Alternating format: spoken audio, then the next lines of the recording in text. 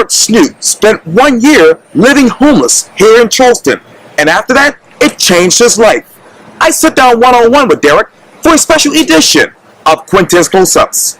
And be sure to download the free Quintin's Close-Ups app in your Apple or Google Play stores. And listen to this interview next week on the free Quintin's Close-Ups iHeartRadio podcast.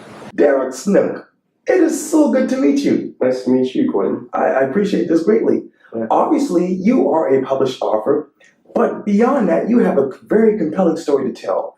Your friend Marina Hart sent me an email just recently. She says this: my friend Derek Snook, about a year ago, he spent living at a mission for the homeless in Charleston, and about how it led him and a friend to start a day labor agency in Charleston called In Every Story that pays its workers better than others and works to place them in full-time positions.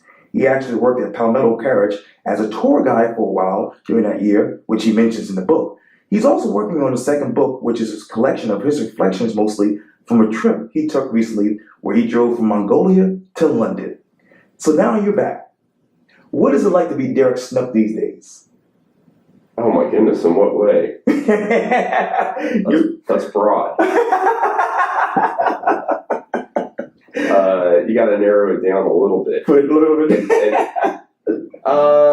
Well, I would say it's actually pretty strange to be back in Charleston, because probably the fundamental things that happened to me, both from the year that I lived in the mission, which was back in 2009, actually. So 2009, then I started the company that Marina was talking about, and then I left that in 2016, and then wrote the book, did the trip last year, 2018.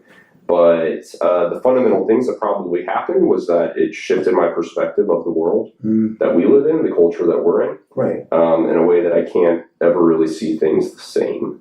And the thing that I think it makes me do the most is question our values, question why we do the things that we do.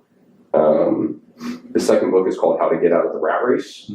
So the fundamental thing that I find is that when we're children, the things that we want to be when we grow up are often motivated for very pure, heartfelt reasons to make the world a better place.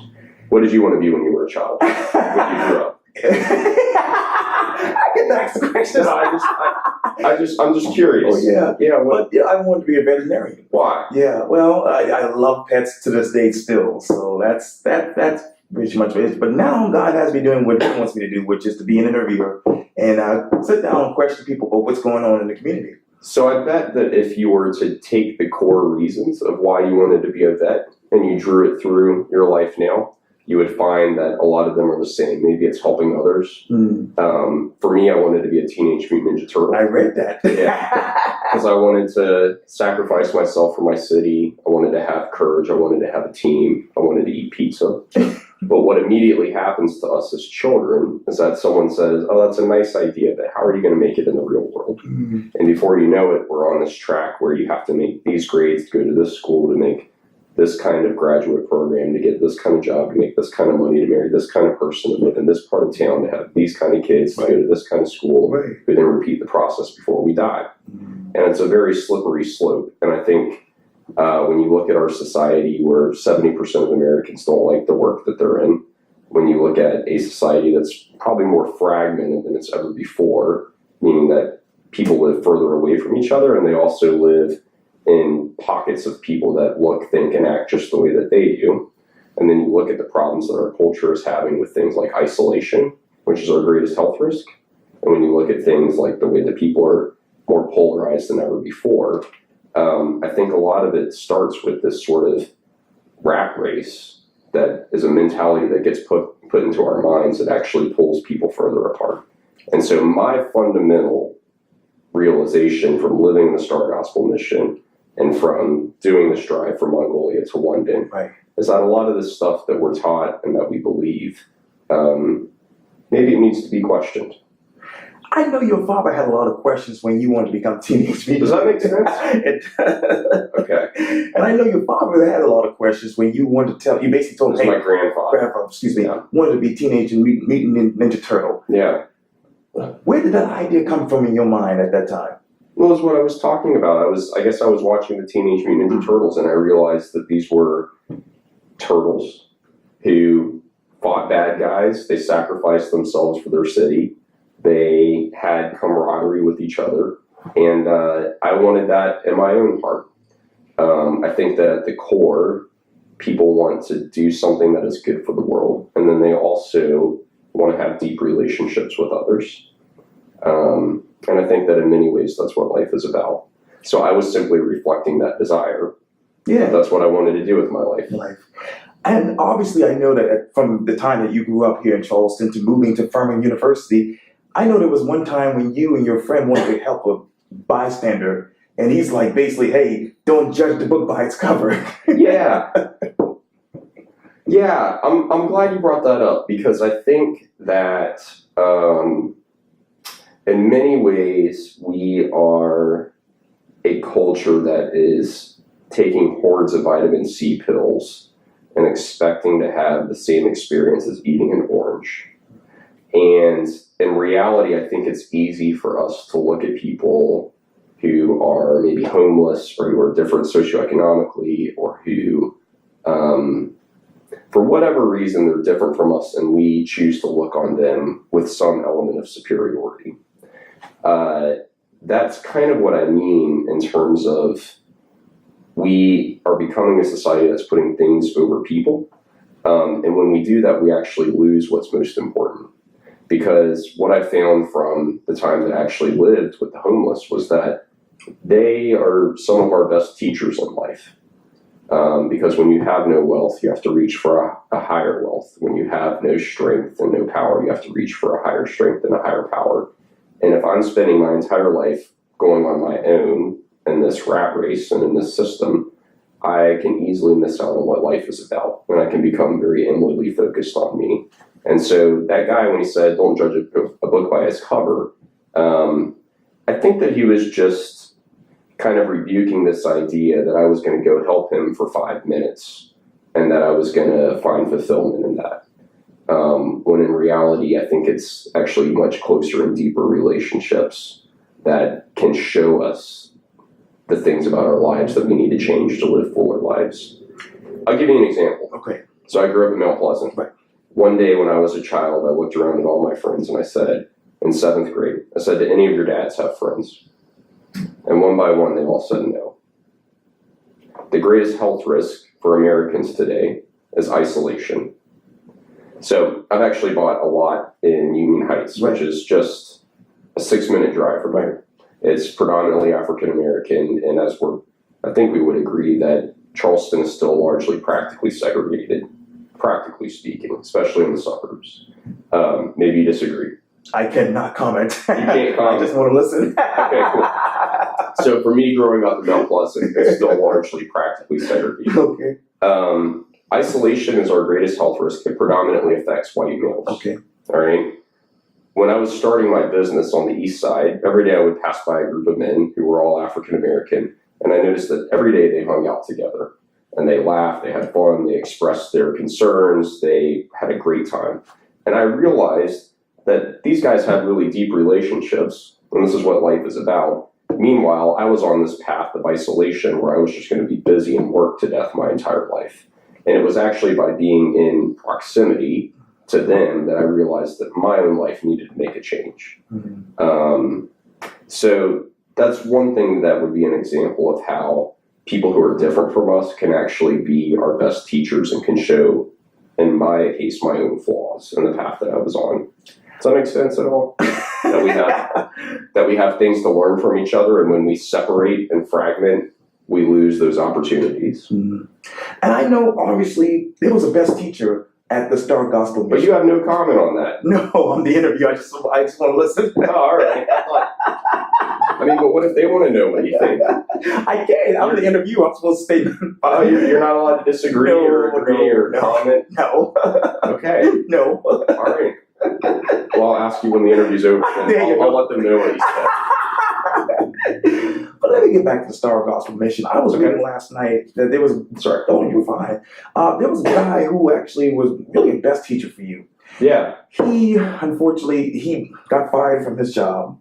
He has some issues with his wife and baby. And I know that he had, for lack of a better word, he had some satanic dots going through his mind. Yeah. Wow, we're going to the heavy stuff. What? Yeah. Talk to me more about that and where you still are emotionally now, from the time that you were at the mission with him to now. Well, I think that where I'm at now is that, and I'm sorry to make a lot of this philosophical, but Freud said that people want comfort, pleasure, and security in life. And Viktor Frankl, who wrote Man's Search for Meaning, who's a Holocaust survivor and a psychologist, he said, no, people want meaning and purpose in life. And when they can't find meaning and purpose in life, they will numb themselves with things like comfort, pleasure, and security. And so I'm going to come back and answer your question. I'm going to answer how it's affected me first. Okay. What if I told you that I knew a place that was one of the wealthiest cities in the wealthiest country that perhaps the world has ever known, and one of the strongest empires that the world's ever known. And in that city, they have beautiful beaches. People are flocking there. They are well renowned for their restaurants, their nightlife, their many festivals. It's very expensive to live there. The people are all beautiful. Does that sound like a place that might struggle with things like wealth, comfort, and pleasure, comfort, and security? And I know that you're not allowed to answer, but I would say that I think it is. And so what I saw in Walter was a man who was struggling deeply with meaning and purpose in his life. And, he actually worked at a church prior to that. And his life had been torn wide open when, according to him, his wife, he was the worship leader, his wife was having an affair. And when she had their child, he found out that the child was not his, and the baby didn't make it. And so here's a man who his whole world was torn open. And I think that seeing from him his struggle made me, and seeing many of the men, their struggle, it made me reflect on what was most important in life. It also made me realize that many of the things that we're taught are important, in fact, are not important at all. And it also really made me question our culture specifically here. It made me feel like that we need, in many ways, to have a fundamental heart shift to what matters most in life. What's that heart shift right now? In Charleston? Yes, sir. Well, I don't know what you think about fragmentation in Charleston. Fragmentation to me is just where people live in these pockets of 90%, right? Okay. So the heart shift has to be internal, but I think what it would lead to is less fragmentation. And in my view, can't get your comments. No, sir. But I think that we fragment, not just racially, but we fragment socioeconomically. Okay. We fragment by age. A lot of countries don't really have assisted living communities because they just take care of their elderly. But here, when people get to a certain age, we fragment them away. We do the same thing with politics, religion, many different ways. I think that the heart shift would lead to less fragmentation. And I think that the reason it's there is because we've been prioritizing things over people in a society that's relatively lost a lot of its meaning and purpose. And if we can shift that, then we'll tear down some of the fragmentation that's between us. And as we do that, we'll be able to see each other's pain and suffering and how we can help each other. And as we help each other, we'll find a lot more meaning and purpose in our lives and in our vocations. So for me, the practical example was that from living at the mission, I noticed all these guys were working day labor. And I was really surprised to find that men who were homeless were working. And it was all men in the mission. Right. There's just a dorm room with 26 beds. So every bed had a locker. And so I went and worked with them. Okay. And from working with them, I noticed that these guys, their work is getting contracted out for $15 an hour. It's getting paid back at $7.25 an hour. And I felt like that was exploitative, and it made me really angry. And so I started a company where if our employees come to work, do a good job, and they're drug free, we would pay them more, help them get permanent jobs, and provide them with coaching. And so we employed as many as like 150 people on a daily basis. So because I was able for that period of my life to get rid of some of this fragmentation, I grew incredibly internally. I learned more in that year living at the mission than I did in the 4 years that I was at Furman. And I also found a very deep sense of meaning and purpose in the work that I was doing. And so I think that what we have to do as a culture is we have to put people back over things, remove a lot of the fragmentation, and then we'll find ourselves living much fuller and meaningful lives. You talked Does earlier. that make sense? You can't even tell me if that makes sense. No, sir. But let me get back to earlier, because obviously you talked about strength and higher power. What was your strength and who was your higher power then when you were staying at the Star Gospel Mission and really helping those homeless folks? What was my strength and what was my higher power? That's your question. Yes, sir. Was that right? That's the word. So for me, I would say that I'm the son of a Baptist minister.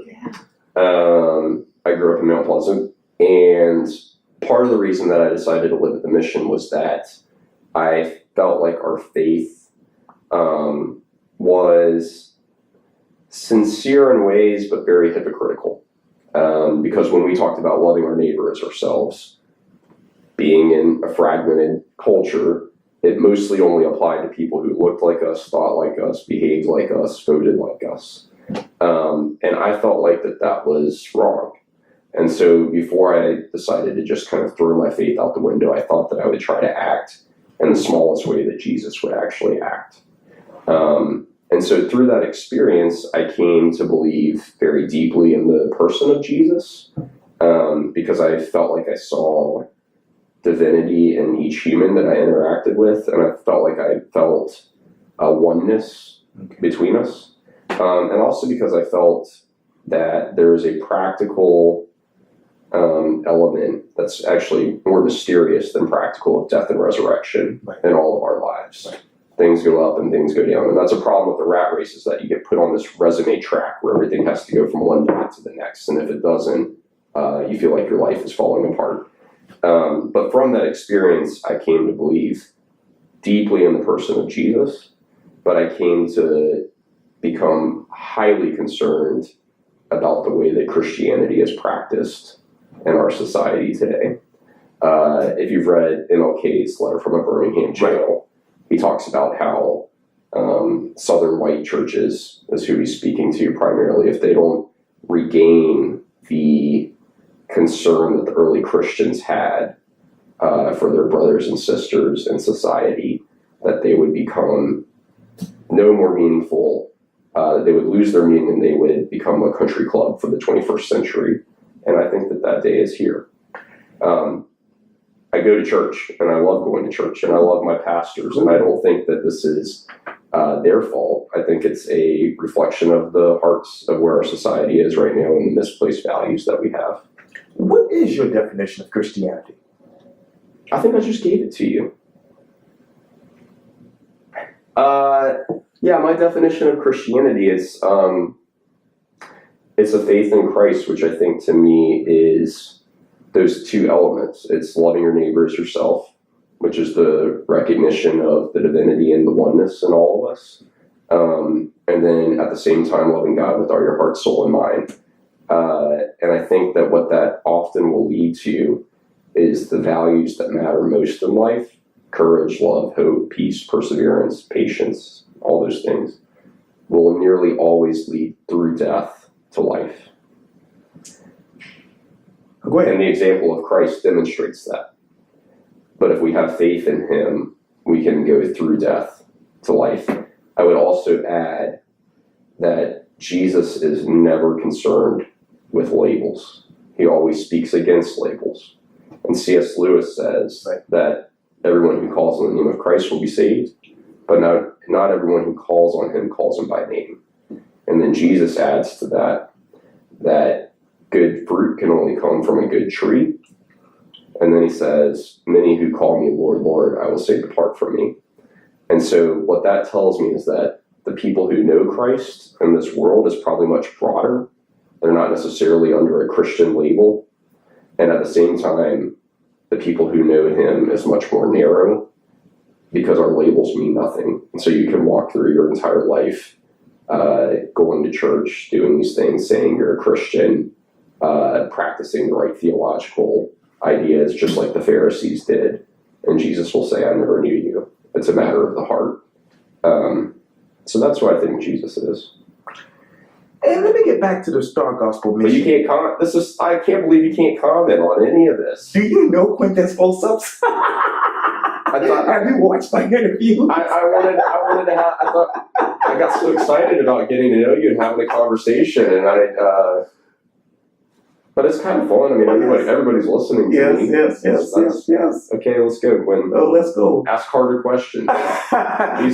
These have been too easy so far. You're just asking me what matters most in life and things like that. We got to get harder. Let me get back to the Star Gospel. Let's do it.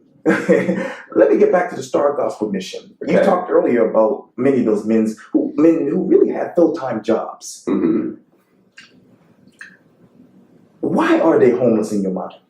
Beyond that. Beyond the jobs? Yes, sir. Well, I named the company in every story. Mm. And the reason why is because what I noticed is that people who are not homeless, one of the things that we always want to do when we see someone in a circumstance that we don't want to be in is we want to justify how they got there so that we can make sure we can avoid it.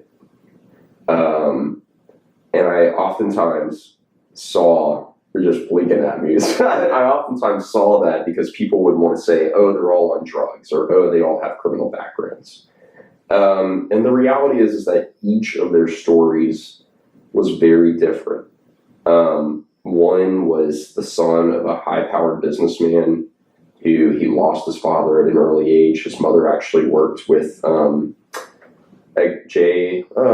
guy that started the FBI. J. Edgar Hoover. Yes, I was going to mispronounce his name. Oh, no, you're fine. You came in with just the right moment there. That comment was very helpful for me. And he I don't know what happened. His mother must have loved him very deeply, but maybe she held on to him too tight. Mm. And he never really learned to do things on his own. If there was any sort of fundamental common thing that they had, it was maybe a breakdown in relationship. Okay. A lot of it was thrust upon them. Some of it was self-induced. Okay. I think that the thing about Jesus that's actually compelling is that what I've noticed, and you said you can't be political, and I won't be political either, but I'll say that I noticed the common connection in that, Republicans seem to want to help people pull themselves up by their bootstraps. And Democrats seem to, and they want to do it through, churches and NGOs. And Democrats seem to want to help people primarily through the government. And the common connection that I noticed that they both have is that neither actually wants to share their physical presence in a very close space and in a deep relationship with those who are in need. They both want somebody else to handle it. But Jesus takes a different approach where he actually uses his physical presence as a deep form of love. And so what I noticed was that in some cases, pull yourself up by your bootstraps was exactly what some of these people needed to hear. But in other cases, what they really needed was a much better safety net. And in all cases, I think what they needed was a much deeper sense of community in our society where we're placing people over things. And so both the example of Jesus demonstrates that with his physical presence, if he's true, that he came from heaven to earth. And then the idea of loving your neighbor as yourself is fundamental to putting people over things. And I think it's something that we've really lost. So every story was different. Each man, because it was mostly men that I was interacting with in the mission, each man's story was different. But I could see myself in each of them. Mm. And I could see my problems and their problems. And I could see how they were teaching me things that I didn't know. Okay. And I realized that maybe in life it's less important for people to think and behave in ways that I think are right than it is for me to understand why they think the way they think and why they behave the way that they behave. Let me get back to the book. The definition All right. of success. What living homeless can teach you. What is your definition of success now? Now that you're a businessman and you've actually experienced homelessness yourself, Yeah. how do you define that? Well, in the book, I define it as, and I wrote that 2 or 3 years ago. And this next one, How to Get Out of the Rat Race, is the one I'm going to publish soon. In that book, I say that the success that we want is a life of purpose, which means helping others, community, and having a guide really living for values greater than ourselves. Okay. Too often, the success that we're taught leads to self-absorption, isolation, and stress. If I was going to define it now, since you've already put me into this little faith bucket a little bit, perhaps I've put myself, I don't know who's responsible for that. But I would say that for me, success looks like knowing God, and by extension, knowing his creation, if he's true. Because the opposite of faith is not doubt, it's certainty. So I never believe religious people who are very, very certain about everything. But I think for me, it's knowing God, and it's by extension knowing his creation, and the humans he's created in the world around us.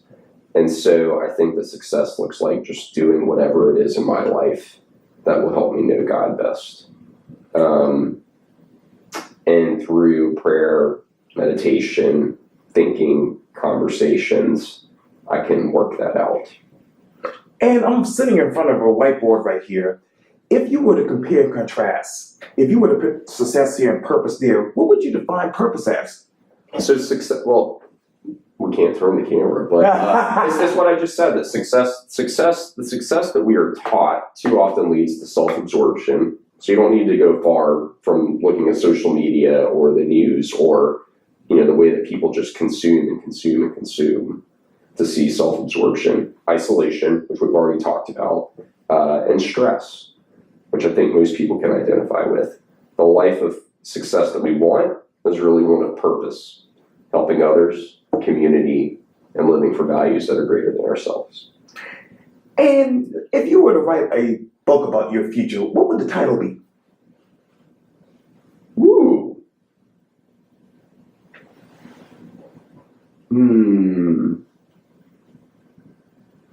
My goodness. Quintin, that was a good question. I'm not concerned what the title would be. I'm concerned about what would be inside the book. That was a good answer, huh? What's the story inside the book? Well, I like that too. Yeah, but in many ways, as long as it's following the values that I just described, it'll be good. That's great to hear. Yeah. Well, Derek Snook, thank you so much for your time. I really, really appreciate this. Hey, can I tell you about one more thing? Go ahead, go for it. Okay, cool. So I've talked a lot about fragmentation. Okay. In our society and in Charleston, major problems that we have are affordable housing. You can't agree. You can talk about that. Go for it. No, affordable housing and isolation, and then the fragmentation that I just talked about. And I think that a very good solution is co-living, which is just multiple family units under the same household. So if you've ever had a roommate in your life, then you've co-lived. I want to create a platform that could connect people. So it would be kind of like Airbnb, Okay. only longer term and more local. And then it would formalize the way that people find roommates now through like Craigslist and Facebook, Right. and word of mouth. Right. And it would provide some credibility and trust through a credit check and a background check, and really importantly, seeing your common Facebook connections, right? Because if I'm looking for a roommate and and there's a guy named Jeff that's interested, and I don't know Jeff, but I know Quintin, and Quintin knows Jeff, Right. That's going to establish a lot of trust. So if you think about like College of Charleston students, for example, who they're graduating into a world where their incomes are going to be lower starting out, affordable housing is a major issue for them. And then you think about baby boomers, which the Wall Street Journal just published an article on how isolation is really affecting them. Their incomes are going down as they move into retirement, so they could use the extra income. And the average dwelling space per American in the last 50 years has doubled. So we actually have a lot of additional space inside of people's houses. I think that this could be something that would really help removing fragmentation in our culture and also help with these issues of affordable housing and isolation. So if any of the viewers are interested in that, they can do actually the best thing they can do is go to dereksnook.net, where they can also find out more about me if they want. Okay. But on that, there's a little link that's called Co-Life. It's not a super professional website right now. It's just, if you fill it in, you're just going to be dealing directly with me. Okay. But there's an option to be a guest or a host, and they can fill that in, and then I'll reach out to them directly. But I think that, when I started In Every Story, it was motivated by a love to do something positive for our community. And I think that this is potentially my next best idea. Because my fundamental learning was that when people are placed close enough to each other, they will naturally want to help each other. And I think that other people could do a much better job than I did from my experience of living in the Mission. And this is a much less extreme way to experience what I did in a much smaller, in a still very significant way. Does that make sense? He can't respond, Quintin. He can't respond, but I love him anyways. Thank you.